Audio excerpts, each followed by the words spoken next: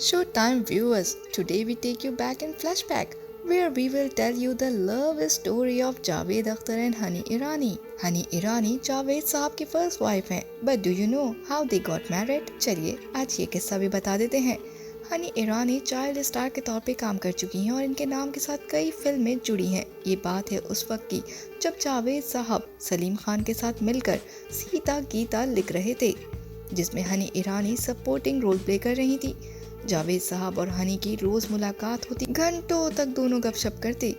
But Javed Akhtar's way of proposing Honey Irani was very awkward. वो ऐसे कि कार्ड्स खेलते हुए जावेद साहब हारते ही चले जा रहे थे। तब हनी ने कहा कि वो इनके लिए कार्ड चूज कर सकती हैं, जिस पर जावेद साहब ने पलट कर कहा कार्ड का नंबर अच्छा हुआ तो वो हनी से शादी कर लेंगे। 17 बरस की हनी का निकाला हुआ कार्ड बिल्कुल फिट बैठा। ये वो दौर था जब हनी का करियर टॉप पे था, जबकि जावेद साहब स्ट्रगल कर रहे थे।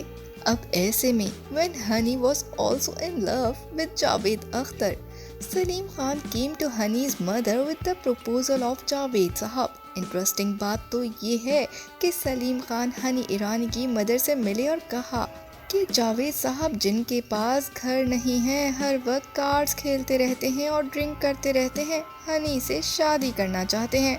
अब ऐसा प्रपोजल सुनकर it is obvious that honeys mother refused. ये बिल्कुल ऐसा ही था जैसे शोले में अमिताभ बच्चन धर्मेंद्र की शादी की ऑफर लेकर बातों बातों में सभी कुछ बता देते हैं। हनी की मदर भी बाद में मान गई और फिर जावेद साहब की शादी हनी ईरानी से हुई, जिनसे जोया और फरहान है। But this love story also got a twist when Javed fell in love with Shabana Azmi. जी हाँ, शबाना जी को लेकर जावेद साहब और हनी ईरानी के बीच रोज झगड़ा होता रहा, जिसका अंजाम तलाक की सूरत में हुआ।